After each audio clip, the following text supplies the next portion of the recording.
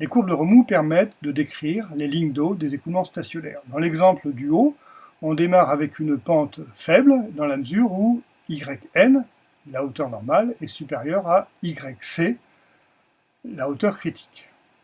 L'on va transiter de la pente faible vers la pente forte par une courbe M2 qui est prolongée par une courbe S2 qui converge vers la hauteur normale Yn qui est devenue plus petite que la hauteur critique Yc.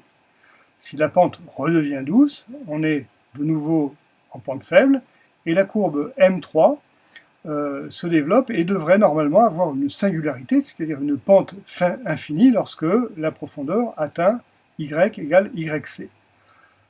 Ce point n'est pas atteint dans la mesure où il se développe un ressaut hydraulique avant cette singularité, le ressaut reliant, dans le cas présenté ici, la courbe M3 à une courbe M1, c'est-à-dire à une courbe avec des profondeurs supérieures au Yn de la pente faible.